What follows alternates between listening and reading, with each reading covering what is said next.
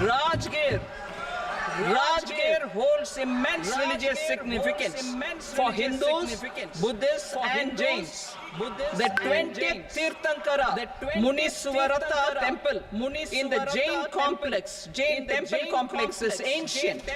The Saptarishi or the 7 hot springs form a warm water Brahmkund that is sacred. A comprehensive development initiative for Rajgir will be undertaken. Our government will support the development of Nalanda as a tourist center, besides reviving Nalanda University to its glorious stature. Odisha's scenic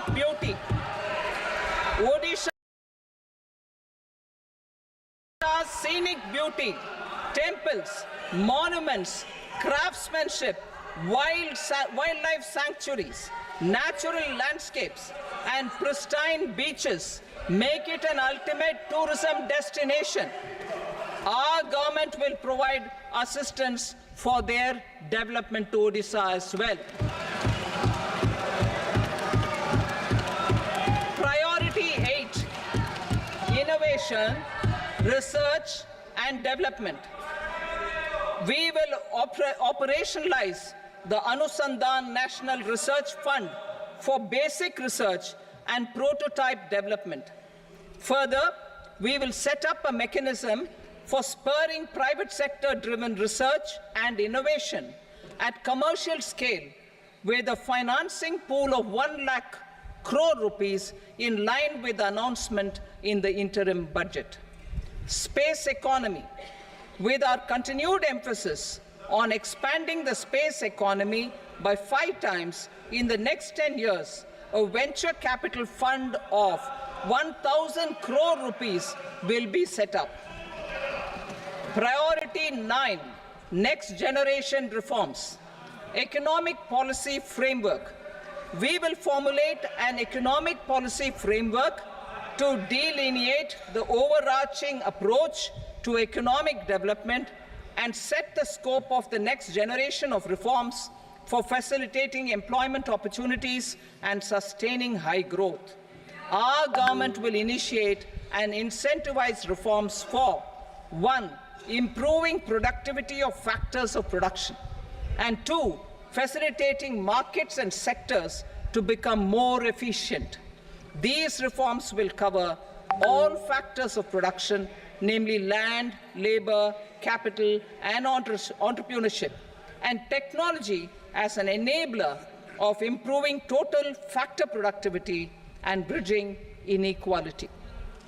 Effective implementation of several of these reforms requires collaboration between the center and the states, and building consensus as development of the country lies in development of the states.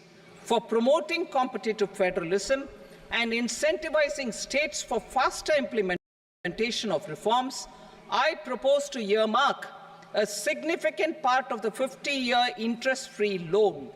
Working with the states, we will initiate the following reforms.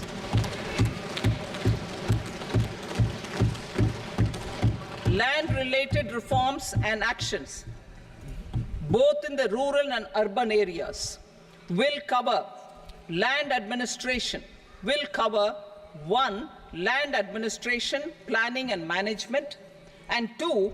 Urban planning usage and building bylaws.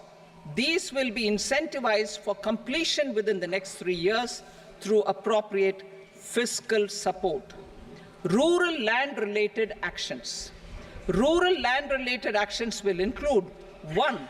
Assignment of unique land parcel identification number, UL PIN, or Bhu Aadhar for all lands. 2. Digitization of cadastral maps. 3. Survey of subdivisions, survey of map subdivisions as per current ownership. 4. Establishment of land registry. And 5. Linking to the farmers registry. These actions will also facilitate credit flow and other agricultural services. Urban land-related actions.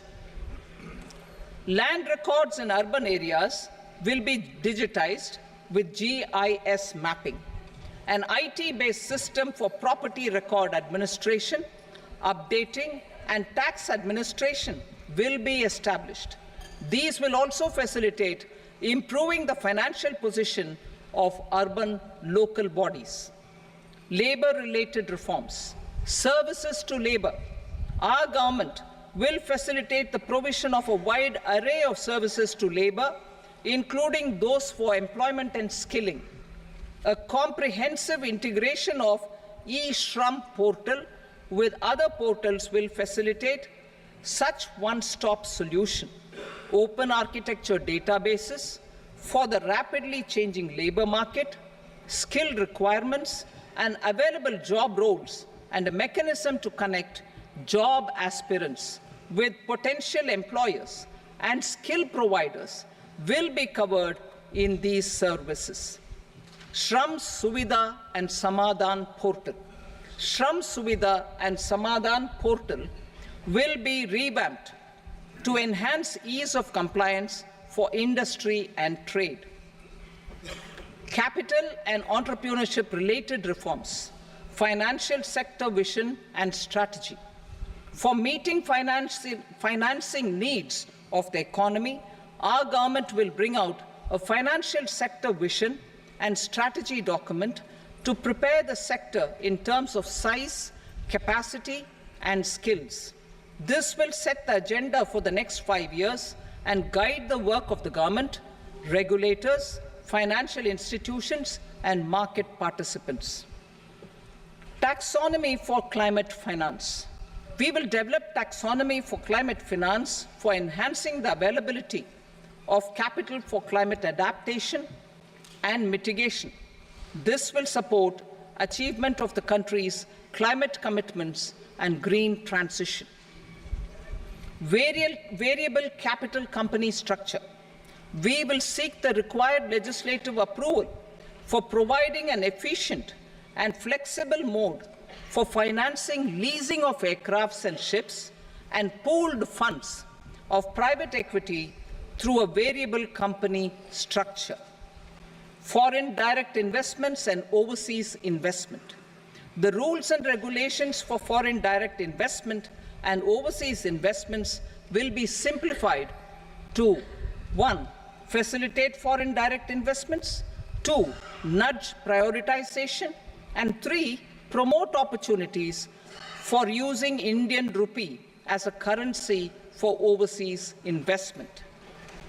NPS Vatsalya.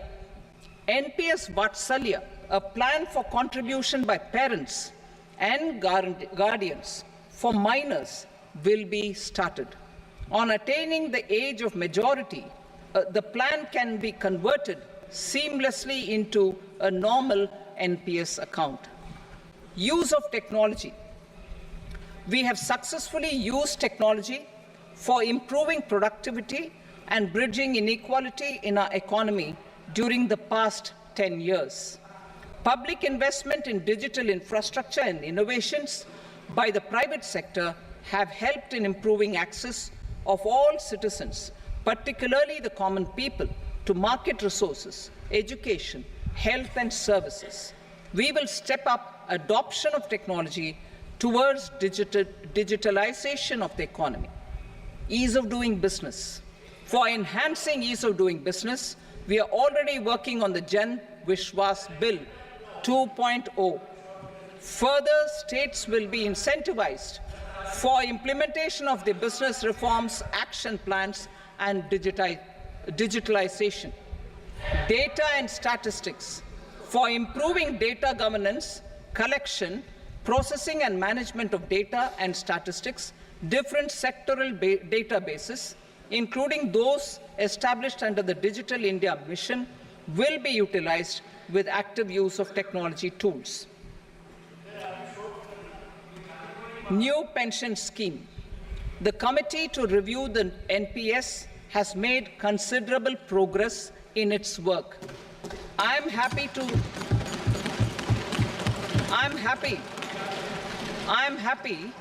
that the staff side of the National Council of the Joint consultative machinery for central government employees has taken a constructive approach. A solution will be evolved which addresses the relevant issues while maintaining fiscal prudence to protect the common citizens. Budget estimates for 24-25. For the year 24-25, total receipts other than borrowings and the total expenditure are estimated at 32.07 lakh crore rupees and 48.21 lakh crore rupees respectively. The net tax receipts are estimated at 25.83 lakh crore rupees. The fiscal deficit is estimated at 4.9% of the GDP. The gross and the net market borrowings through dated securities during 24-25 are estimated at 14.01 lakh crore rupees and 11.63 lakh crore rupees respectively. Both will be less than that in 23-24. The fiscal consolidation path announced by me in 2021 has served our economy very well, and we aim to reach the deficit below 4.5% next year. The government is committed to staying the course. From 2026-27 onwards, our endeavor will be to keep the fiscal deficit each year such that the central government's debt will be on a declining path as percentage of GDP. I will now move to Part B.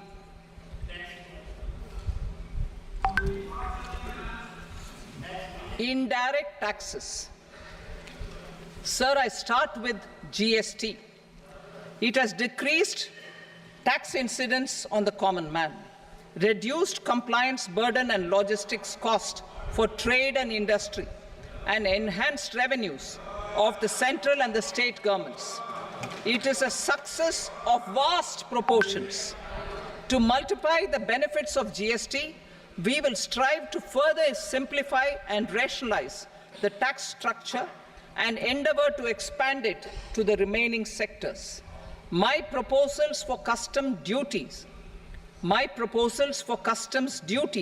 intend to support domestic manufacturing, deepen local value addition, promote export competitiveness, and simplify taxation while keeping the interest of the general public and consumers surmount. In Budget 22-23, we reduced the number of customs duty rates. I propose to undertake a comprehensive review of the rate structure over the next 6 months to rationalize and simplify it for ease of trade, removal of duty inversion, and reduction of disputes. I shall now take up sector-specific customs duty proposals. Medicine and medical equipments. To provide relief to cancer patients, I propose to fully exempt 3 more medicines from customs duties.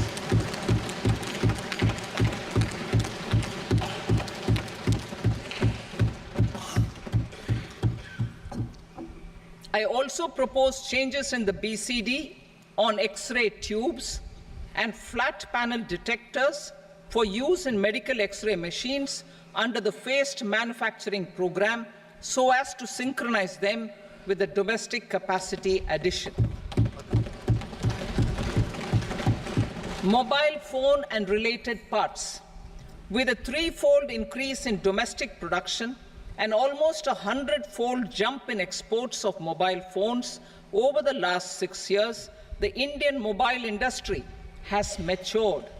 In the interest of consumers, I now propose to reduce the BCD on mobile phone, mobile PCBA, and mobile charger to 15%.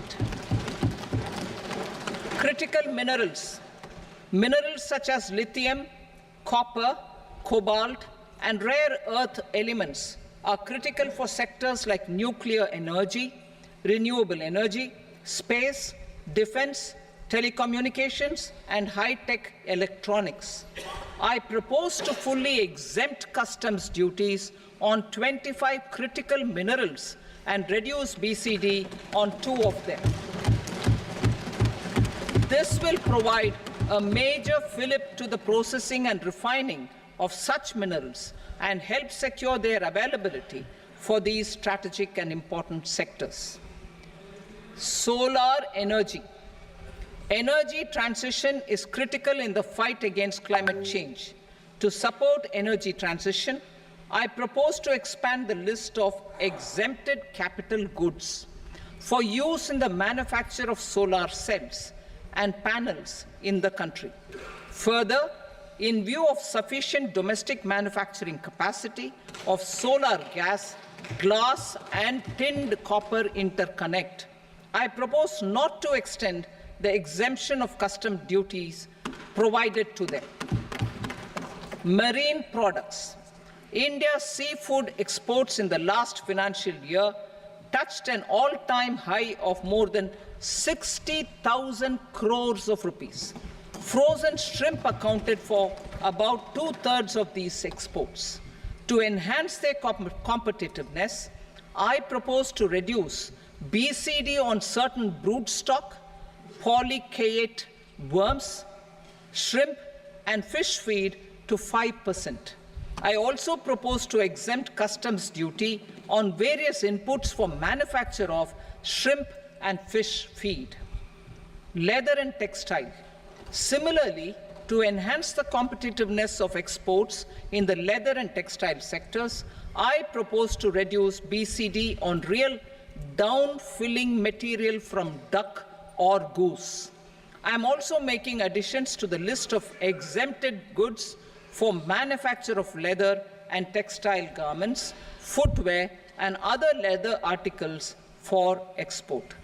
To rectify inversion in duty, I propose to reduce BCD subject to conditions on methylene diphenyl diisocyanate, MDI, for manufacture of spandex yarn from 7.5 to 5%.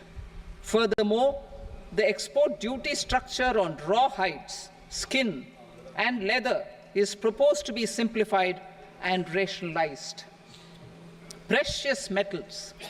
To enhance domestic value addition in gold and precious metal jewelry in the country, I propose to reduce customs duties on gold and silver to 6% and that of platinum to 6.4%. Other metals, steel and copper are important raw materials. To reduce their cost of production, I propose to remove the BCD on ferronickel and blister copper. I am also continuing with nil BCD on ferrous scrap and nickel cathode and concessional BCD of 2.5% on copper scrap. Electronics. To increase value addition in the domestic electronics industry, I propose to remove the BCD subject to conditions on oxygen-free copper for manufacture of resistors. I also propose to exempt certain parts for manufacture of connectors. Chemicals and petrochemicals. To support existing and new capacities in the pipeline, I propose to increase the BCD on ammonium nitrate from 7.5% to 10%. Plastics. PVC flex banners are non-biodegradable and hazardous for environment and health. To curb their imports, I propose to raise the BCD on them from 10 to 25%. Telecommunication equipment.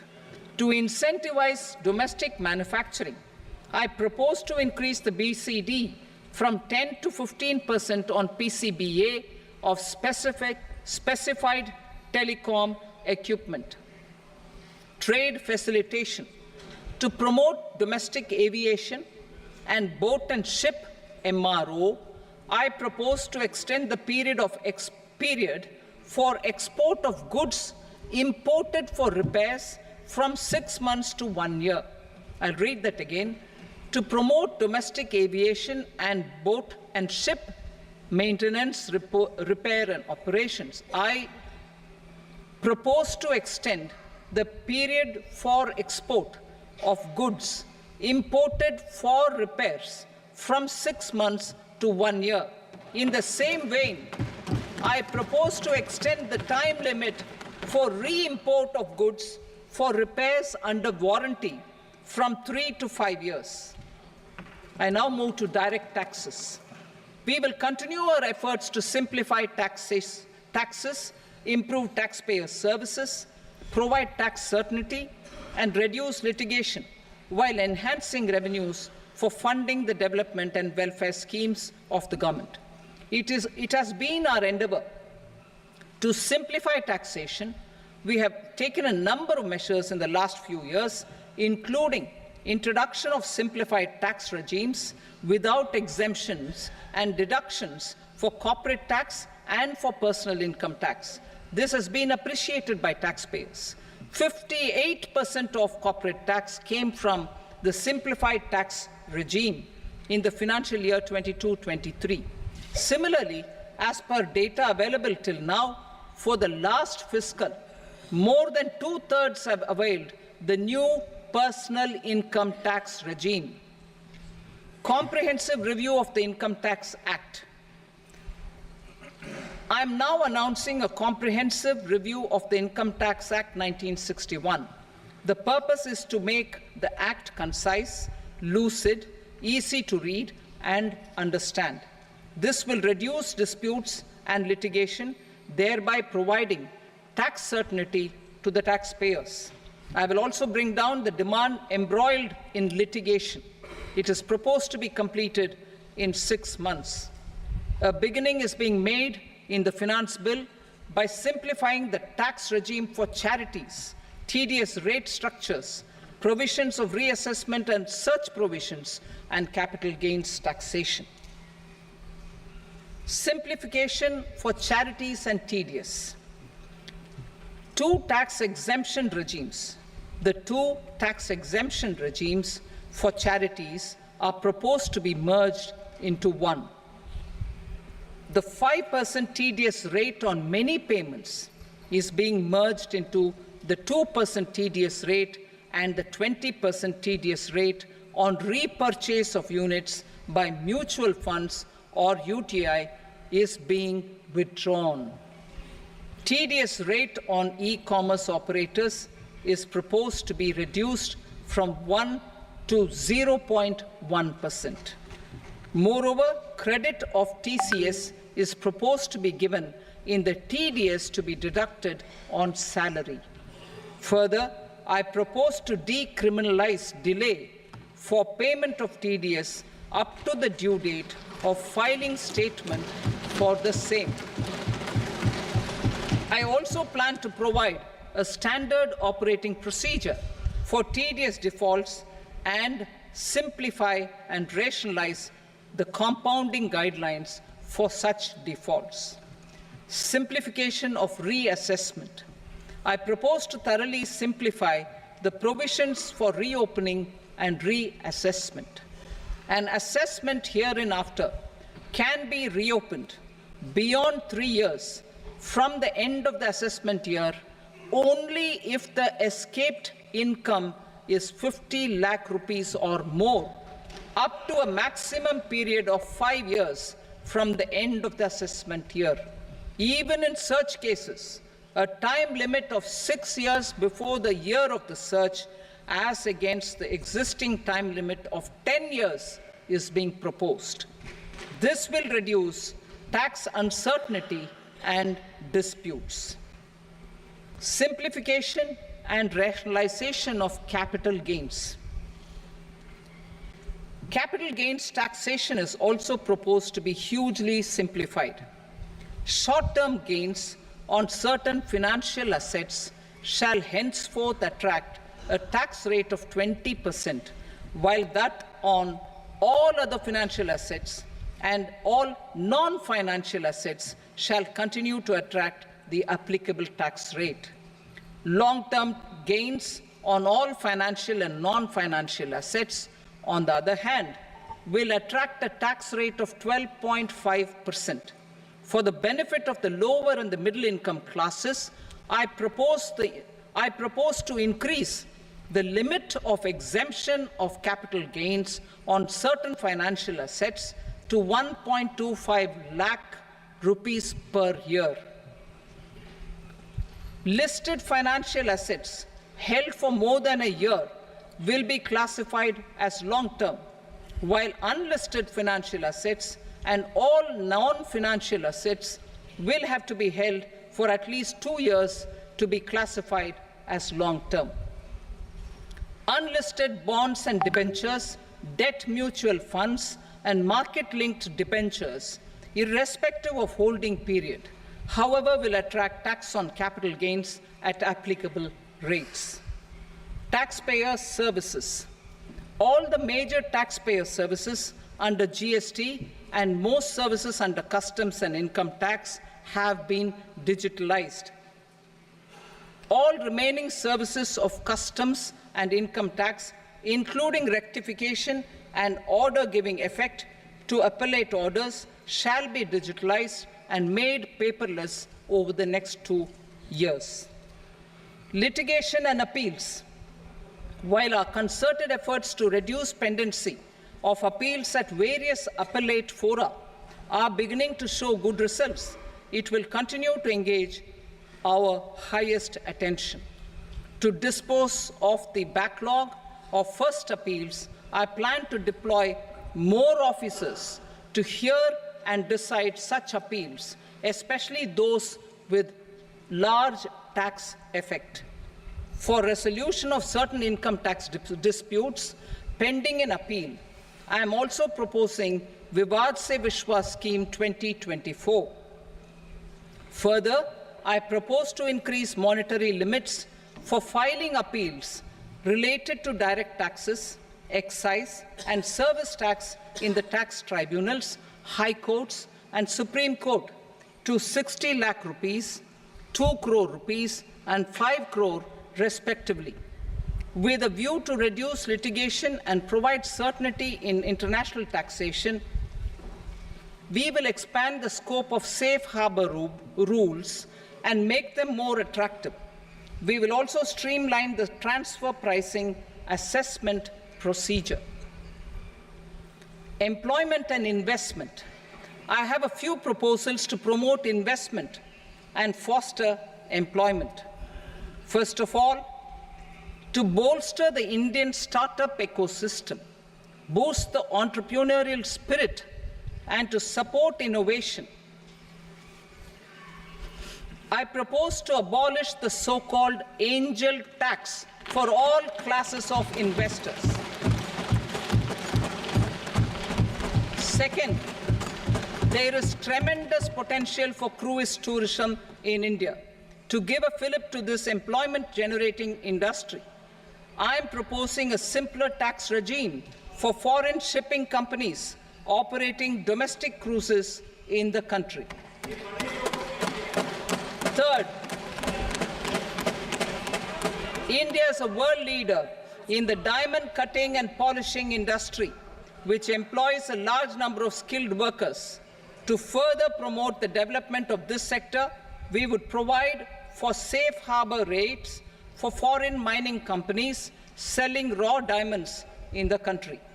Fourth, to attract foreign capital for our development needs, I propose to reduce the corporate tax rate on foreign companies from 40 to 35%. Deepening the tax base. I have a couple of proposals for deepening the tax base. First, security transaction tax on futures and options of securities is proposed to be increased to 0.02% and 0.1% respectively. Second, for reasons of equity, I propose to tax income received on buyback of shares in the hands of recipients. Other proposals. To improve social security benefits, deduction of expenditure by employers towards NPS is proposed to be increased from 10 to 14% of the employee's salary. Similarly, deduction of this expenditure up to 14% of salary from the income of employees in private sector, public sector banks, and undertakings opting for the new tax regime is proposed to be provided. Indian professionals working in multinationals get ESOPs and invest in social security schemes and other movable assets abroad. Non-reporting of such small foreign assets has penal consequences under the Black Money Act. Such non-reporting of movable assets up to 20 lakh rupees is proposed to be depenalized. Other major proposals in the finance bill relate to withdrawal of equalization levy of 2%, expansion of tax benefits to certain funds and entities in IFSCs, and immunity from penalty and prosecution to Benamidar on full and true disclosure so as to improve conviction under the Benami Transaction Prohibition Act 1988. Personal income tax. Coming to personal income tax rates, I have two announcements to make for those opting for the new tax regime. First, the standard deduction for salaried employees is proposed to be increased from 50,000 to 75,000 rupees.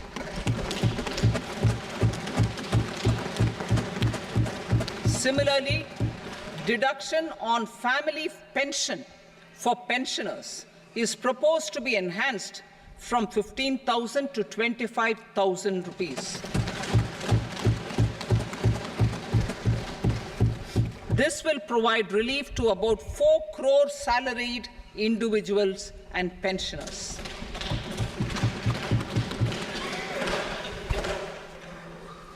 Second, in the new tax regime, the tax rate structure is proposed to be revised as follows: 0 to 3 lakh rupees, nil; 3 to 7 lakh rupees, 5%; 7 to 10 lakh rupees, 10%; 10 to 12 lakh rupees, 15%; 12 to 15 lakh rupees, 20%; and above 15 lakh rupees, 30%. As a result of these changes, a salaried employee in the new tax regime stands to save up to 17,500 rupees in income tax.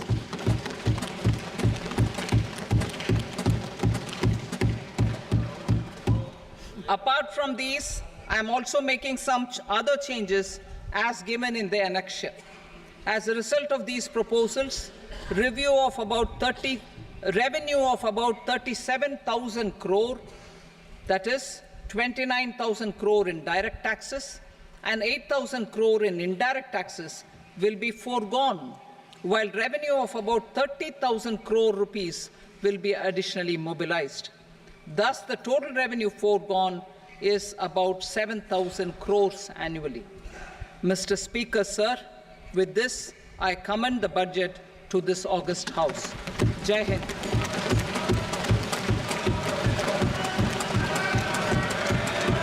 Item number 2. Item number 2.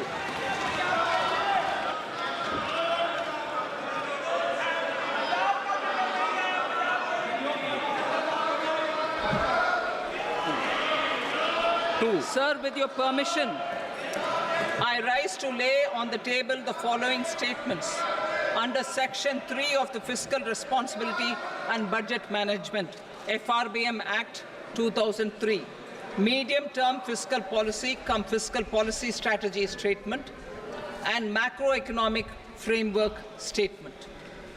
Item number 3.